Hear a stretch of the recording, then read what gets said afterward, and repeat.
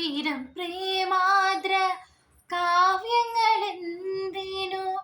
പൊന്മയിൽ പീലിയാ എഴുതി നീ. ആയിരം പ്രേമാദ്ര കാവ്യങ്ങളെന്തിനു